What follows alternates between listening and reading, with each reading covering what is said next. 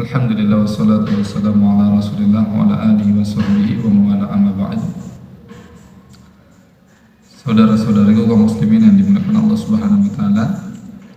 Insyaallah pada kesempatan kali ini kita akan berbagi faedah dari apa yang telah kami dengar, yang kami dapati dari khutbah Jumat tadi siang di Masjid Firdaus Perumahan Mutiara Bekasi Jaya.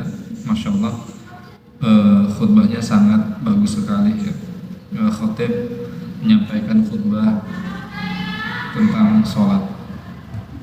Bahwasanya banyak di antara kita yang terkadang merasa geram, marah terhadap perbuatan dosa orang lain. Kita bereaksi dengan reaksi yang luar biasa kepada mereka para pelaku dosa, seperti contohnya misalkan pencuri, perampok. Wah, luar biasa kita geramnya ya.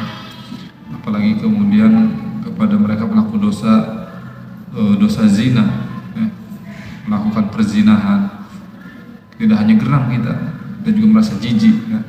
Waliyadzubillah. Kemudian dosa-dosa yang lainnya ya, tindakan-tindakan perbuatan dosa yang mana di tengah-tengah masyarakat perbuatan-perbuatan dosa ini sudah menjadi suatu hal yang menjijikan atau suatu hal yang memang buruk. Tetapi ternyata dosa-dosa tadi yang kita sebutkan, dosa zina, dosa mencuri, dosa perampok itu tidak kalah besar dibandingkan dosanya seseorang yang meninggalkan sholat. Allahu Akbar. Tetapi sungguh sangat disayangkan ya, banyak di antara kita di tengah-tengah masyarakat bahkan sering menganggap perkara ini sebagai perkara yang remeh, yang sederhana. Padahal perkara meninggalkan sholat ini perkara yang besar di dalam agama Islam. Bahkan dosanya itu sangatlah besar, lebih besar daripada dosa seorang pelaku zina, lebih besar daripada seorang pelaku pencurian atau perampokan dan seterusnya ya, meskipun itu juga dosa ya, yang buruk, yang besar, dosa zina, dosa merampok, mencuri. Tapi ternyata dosa meninggalkan sholat itu lebih besar lagi. Waliyadzubillah. Maka hendaknya ini harus menjadi perhatian bagi kita semua ya. Khususnya kita sebagai kaum muslimin, seorang yang beragama Islam, hendaknya meletakkan sholat ini sebagai sesuatu yang sangat istimewa, sesuatu yang sangat agung, karena posisinya merupakan rukun Islam yang kedua, bahkan disebut sebagai tiangnya agama. Artinya seseorang ketika dia tidak memperhatikan sholatnya, dia tidak menjaga sholatnya, secara tidak langsung dia telah merobohkan tiang agamanya. Artinya kalau kita ibaratkan seperti rumah, bayangkan rumah kalau tidak ada tiang-tiangnya, maka rumah ini tidak akan berbentuk selayaknya rumah yang utuh, ambruk, brus, tidak tersisa sama sekali.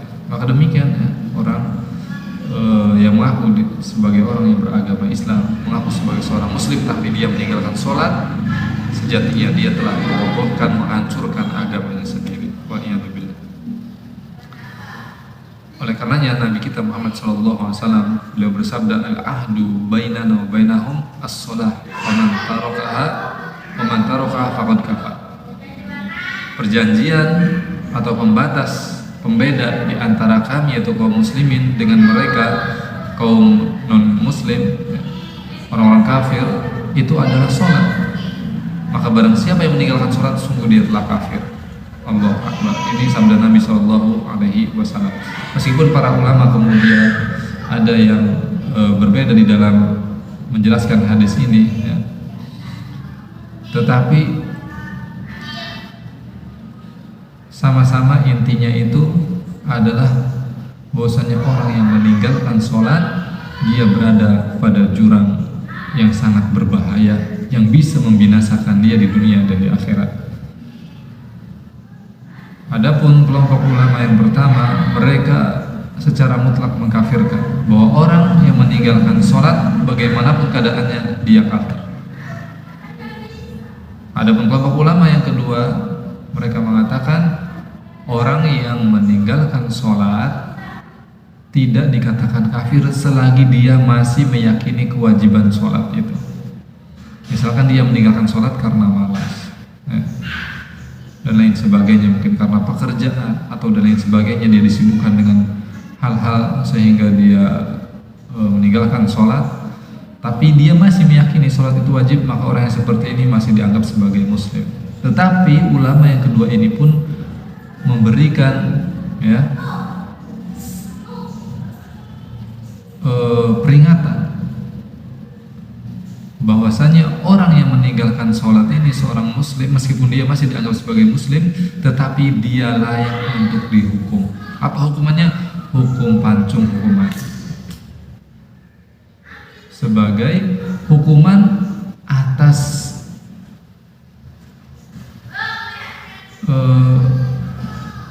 sebagai hukuman karena dia telah meremehkan perkara sholat. Waliyadzubillah.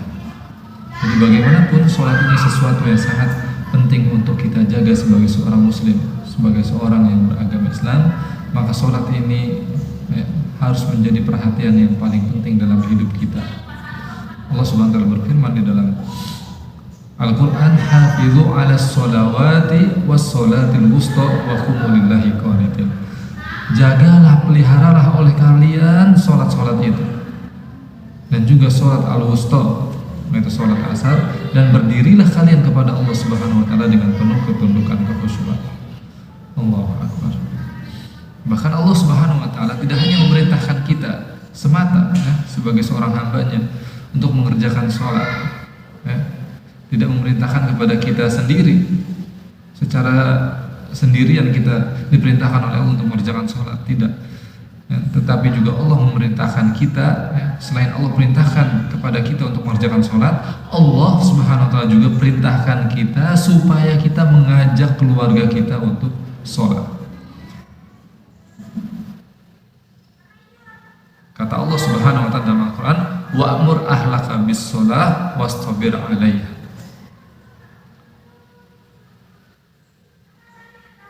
Dan perintahkanlah keluargamu untuk melaksanakan sholat dan bersabarlah di atasnya. Allahu Akbar. Subhanallah. Ini luar biasa perkara sholat ini, ya. Tidak boleh kita meremehkan dan mengabaikannya begitu saja. Kita perlu mempelajarinya dengan baik. Kita perlu mempelajarinya supaya kita memiliki pemahaman yang baik, yang benar, yang jelas mengenai perkara sholat ini. Ya, karena Nabi SAW juga mewanti-wanti bagi setiap kita.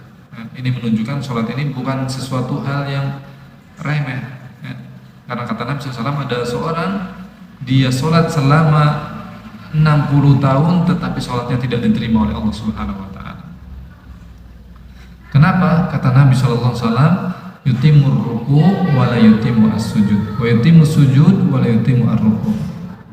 Dia sempurna dalam rukunya tetapi sujudnya berantakan. Dia sempurna sujudnya tetapi rukunya berantakan. Subhanallah.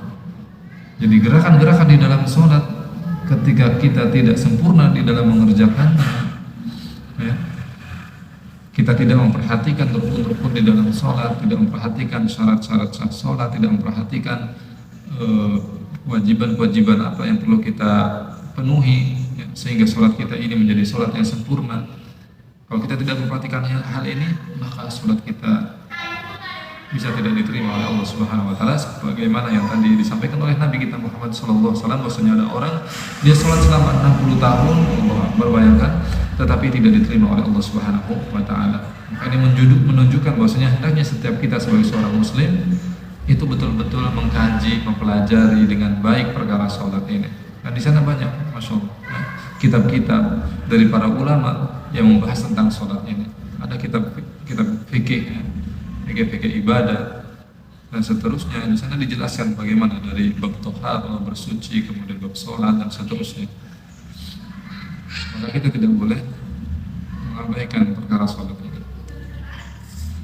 Dan juga di dalam Al-Quran sendiri Allah Subhanahu wa taala itu berfirman, fawailul lil musallin. Allah Akbar. Celakalah bagi orang-orang yang sholat. Subhanallah, orang sholat tapi masih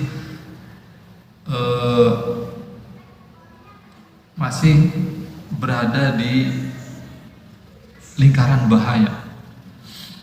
Artinya dia masih belum selamat dengan sholatnya. Allah Subhanahu wa Ta'ala sendiri yang mengatakan hal itu. Fawailul lil musallin, celaka bagi orang yang sholat. Siapa mereka? Alladzina hum an sholatihim sahun, yaitu mereka yang lalai dari sholatnya. Para ulama menjelaskan mengenai siapa yang dimaksudkan orang yang celaka di dalam sholatnya, yaitu mereka yang lalai dari sholatnya. Nah, yang disebut orang yang lalai dari sholatnya yang pertama adalah dia yang tidak memperhatikan rukun-rukun di dalam sholat. Dia tidak memperhatikan syarat-syarat di dalam sholat. Dia tidak memperhatikan kewajiban-kewajiban di dalam sholat. Dia tidak memperhatikan sunnah-sunnah di dalam sholat. Artinya dia nol sama sekali, tidak memiliki pemahaman yang baik, tidak memiliki fondasi ilmu yang baik mengenai sholat. Dia mengerjakan sholatnya hanya sekedar menunaikan atau melepas tanggung jawab, lepas beban kewajiban saja. Tidak boleh seperti itu. Jadi sholat harus betul-betul dipelajari, kemudian dikerjakan dengan baik, karena sholat ini sebagai sarana silatu bainal abdi wa rabbi, yaitu yang menghubungkan antara seorang hamba dengan Allah Subhanahu wa Ta'ala. Maka harus dalam keadaan sebaik mungkin. Ibaratnya handphone, kita punya handphone, sarana komunikasi, tetapi kalau tidak ada pulsa, tidak ada paket data, atau handphone kita rusak, tidak bisa dipencet dan sebagainya, kita tidak bisa tersambung komunikasi kita dengan siapapun. Hanya casing, hanya hanya namanya saja handphone, tetapi tidak bisa digunakan untuk berkomunikasi, tidak bisa menghubungkan kita dengan siapapun. Demikianlah sholat, yang mana sholat ini menjadi sarana komunikasi kita dengan Allah Subhanahu wa Ta'ala. Kalau hanya sekedar nama sholat tapi tidak ada makna di dalamnya, maka sama sekali kita tidak bisa terhubung dengan Allah Subhanahu wa Ta'ala. Artinya sholat kita tidak memiliki manfaat dan faedah. Kemudian yang kedua, makna yaitu mereka yang lalai dari sholatnya adalah mereka atau dia yang selalu menunda-nunda sholat.